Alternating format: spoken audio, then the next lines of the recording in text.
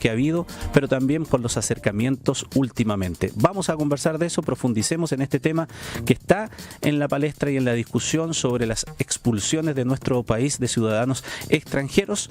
Lo hacemos en Doble Clic. Doble Clic. Conduce Ramón Ulloa.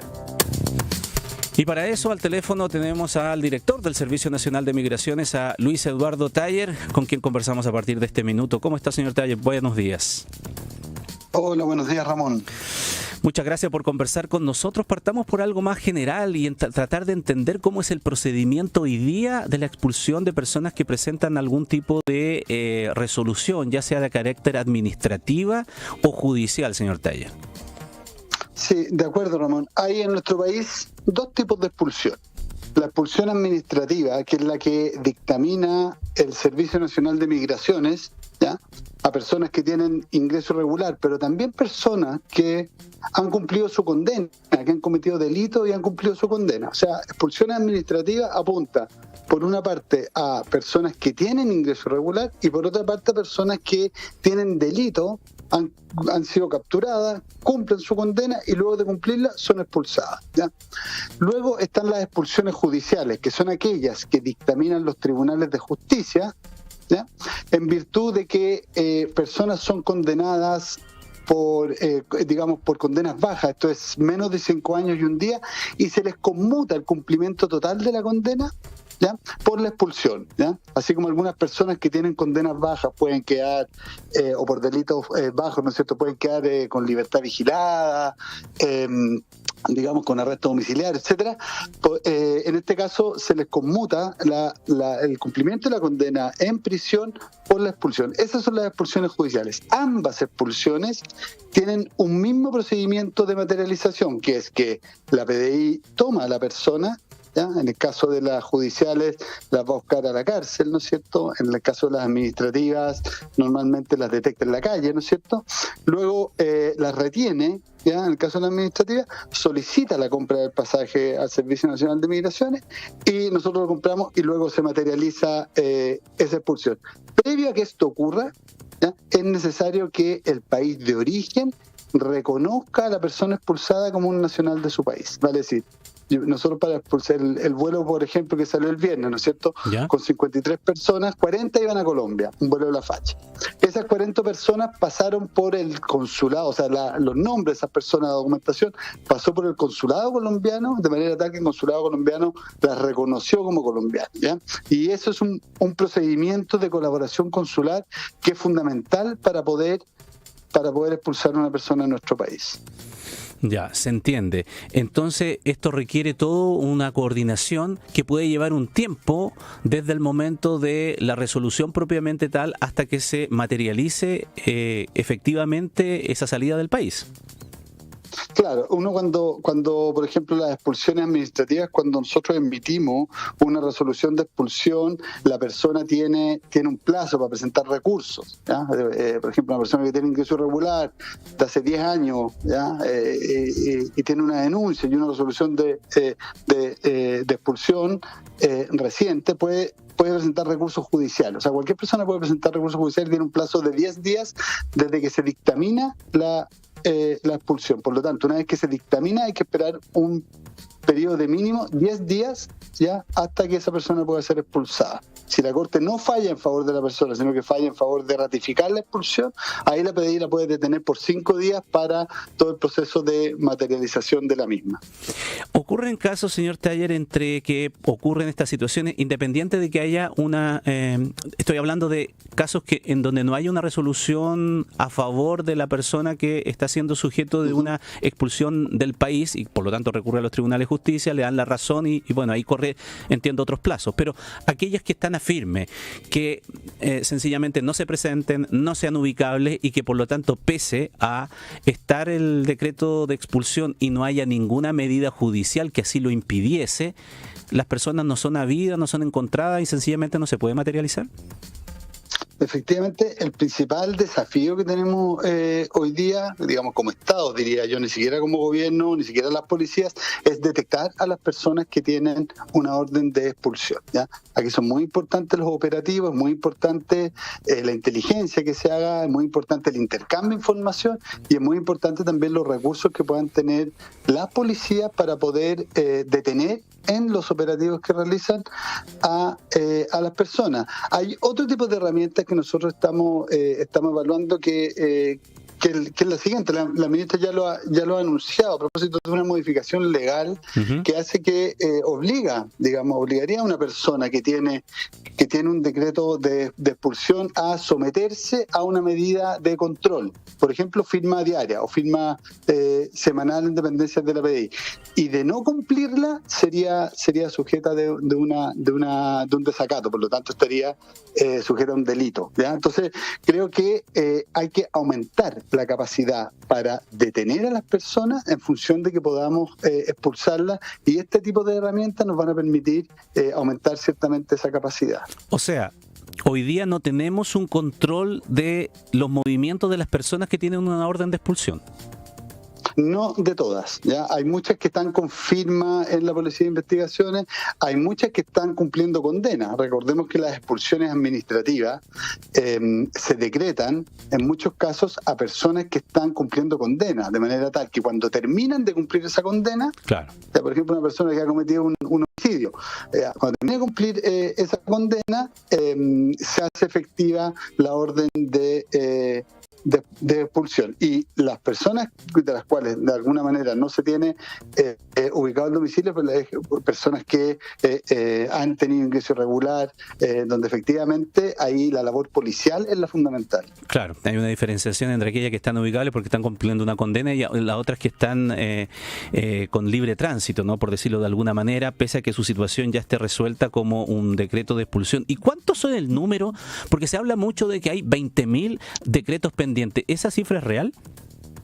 Dependiendo del año, nosotros le voy a contar primero a las que hemos dictaminado nosotros. Nosotros del 2022 a la fecha se han dictaminado 3.500 expulsiones la semana pasada. O sea, hay 3.500 decretos de expulsión, de las cuales algunas se han materializado, pero hay muchas que están aún pendientes.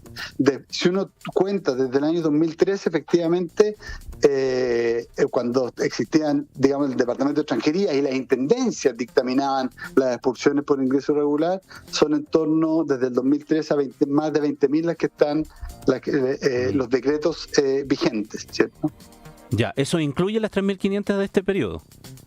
Eso incluye las 3.500 de este periodo, sí. Es alto el número, ¿eh? Es alto el número, lo cual nos da cuenta de que nuevamente tenemos una capacidad limitada para materializar expulsiones. Piense usted, Ramón, que el año que más expulsiones se han materializado, se han materializado 2.200 expulsiones.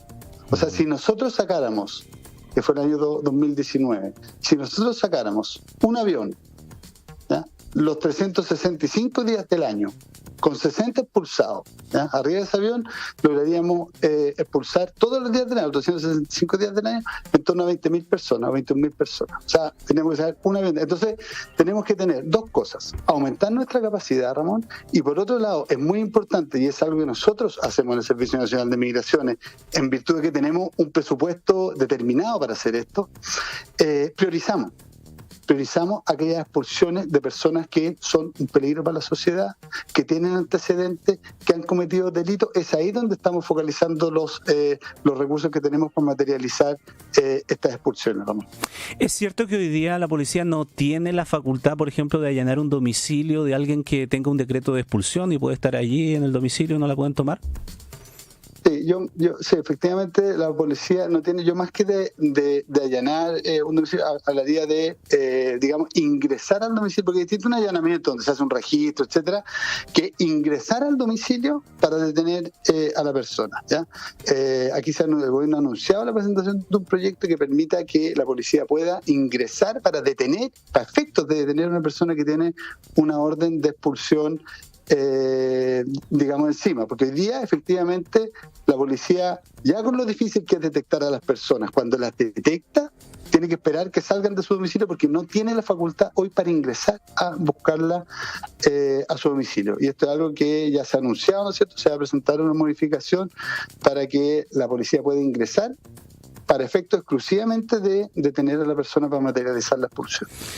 Y ahora, por ejemplo, ya en la discusión política hay mucha idea, usted lo ha escuchado que andan dando vueltas, señalando que o habría otras maneras que pudiesen ayudar, comillas, a poder ubicar a todas estas personas o tenerlas más, ¿cómo decirlo de alguna manera? Tenerlas ubicables para cuando pueda materializarse esa expulsión. El senador Insulza hablaba hasta de un centro de reclusión provisoria. ¿Cómo lo ven ustedes desde Migraciones? Sí, yo como le decía Ramón antes, es bueno discutir las distintas opciones. Yo como le señalaba antes, el principal problema que tenemos no es retener a las personas en un centro. El principal problema que existe hoy día es tener herramientas para ubicarlas, ¿ya? Una vez que se ubican a las personas, ¿ya? Y la detienen, esa persona es expulsada. ¿Ya? O sea, y aquí, claro, hay que aumentar la dotación de las policías, ¿ya? Hay que aumentar eventualmente cuando la policía detiene a una persona con orden de expulsión, tiene 5 días para retenerla, ¿ya? Es importante que la PDI tenga también la capacidad en sus cuarteles para retener a esas personas, a un número importante de personas y aumentar también esa capacidad. Eso implica vigilancia, eso implica una serie de recursos. Yo iría como por ese lado, fortaleciendo las capacidades de las policías y las herramientas para detectar a las personas, ¿ya? Y dado que el volumen debiera aumentar, tenemos que tener capacidad para que los cuarteles de la Policía de Investigaciones puedan ser lugares suficientemente amplios para poder materializar las expulsiones en los 5 días que establece nuestra Constitución y nuestro marco normativo. Recordemos que el año pasado presentamos y el Congreso aprobó, ¿no es cierto?, una reforma constitucional y una ley que permitía ampliar el plazo de detención de las personas para materializar las expulsiones que estaba en las 48 horas hasta los 5 días, ya, puesto que de repente una persona que está en región hay que trasladarla a Santiago, mantenerla en un lugar, comprar el pasaje, certificar la identidad con el consulado, y por ahí las 48 horas no eran suficientes. Pero 5 días es un tiempo más que suficiente para expulsar a una persona que ya es detenida por la Policía de Investigaciones. Por lo tanto, yo diría que el foco habría que ponerlo en la capacidad de detección más que en los centros de detención de personas. Pero, por ejemplo, ahí está un tema a resolver. Entonces, usted ya ha explicado ciertas modificaciones legislativas que se están proponiendo y que se están discutiendo para poder agilizar aquello y poder detectarlas a estas personas y ubicarlas con mayor facilidad. Pero, por ejemplo, en el día de hoy, ¿existen personas ubicadas y que están en la capacidad de ser expulsadas que no pueden estar siendo porque no tenemos aviones, porque no hay cupo en los vuelos comerciales o porque no hay vuelo en este instante que puedan hacerse, no sé, por parte de la Fuerza Aérea de Chile para poder sacarlos del país? No hay personas detenidas hoy día, Ramón, que puedan ser expulsadas, que no puedan ser expulsadas. Nosotros estamos, como ya se ha comunicado la semana pasada, en un trabajo, o la policía más bien de investigación, en un trabajo con el consulado venezolano, donde se están certificando hoy las identidades de 150 personas. Esas identidades, cuando se certifiquen, esas personas van a ser expulsadas. O sea, hoy día digamos, el problema principal, el desafío principal es detectar a las personas que tienen expulsión administrativa para retenerlas por el plazo que establece la ley y luego expulsarlas. O sea, no tenemos esa dificultad. Hoy día, piensa Ramón, que mucho se habla de expulsiones a personas venezolanas. Uh-huh. Del 2018 a la fecha, se han expulsado 950 personas venezolanas, digamos, administrativas y judiciales, 950. ¿ya? Yeah. El año 2023 se expulsaron 343. Lo que va de año van 65. O sea, de 2022 al 2024 se ha expulsado en torno al 50% de las personas venezolanas. Está bien, es un trabajo que se realiza sobre la base de vuelos comerciales principalmente, pero es un trabajo que persistentemente se realiza. Nosotros cotidianamente estamos expulsando a Venezuela y cotidianamente se están certificando las identidades por parte del consulado. ¿Hay que aumentar esta capacidad? Sí. ¿ya? Hay que sacar aviones hacia Venezuela, charter, para tener aumentar el número de personas que son un peligro para nuestra sociedad, que no debieran estar aquí, también, ¿ya? Y en esa línea es la que estamos trabajando hoy. Y en ese sentido, si los acuerdos con Venezuela se logran materializar y esto se hace regularmente en el tiempo, ¿hay una dificultad, como lo hubo en algún instante, de que sean aviones venezolanos, por ejemplo, que puedan hacer esa tarea, o solamente tienen que ser con vuelos de la Fuerza Aérea de Chile, por ejemplo? No, pueden ser, no.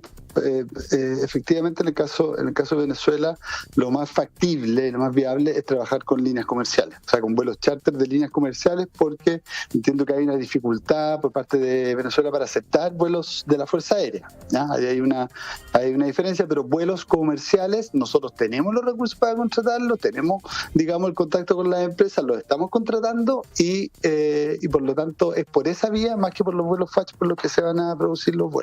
Ya, lo pregunto porque en algún instante, y lo recordaba en algún momento, había un problema con la aerolínea Conviasa, la aerolínea venezolana, porque tenía restricciones por parte del gobierno de los Estados Unidos y eventuales sanciones a quienes pudiesen abastecer a esos aviones en vuelo, entonces provocaba una dificultad.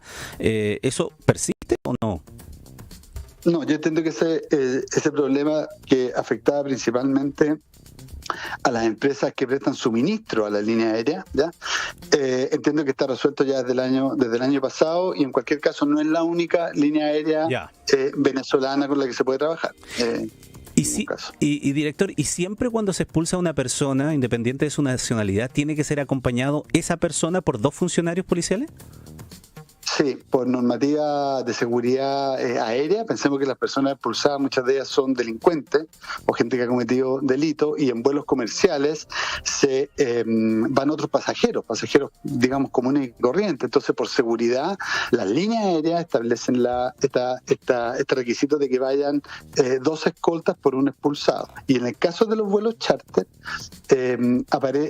la norma establece que debe ir un expulsado por un policía, y siempre va, digamos, en el volumen total siempre va, digamos, el 50 más 1, por decirlo así, de policía. O sea, siempre tiene que haber más policías que expulsados, puesto que es un tema de seguridad bien complejo. Imagínese usted, Ramón, llevar a 60 personas que han cometido delito, que son peligrosas, con poca dotación policial, sería un peligro para los mismos policías.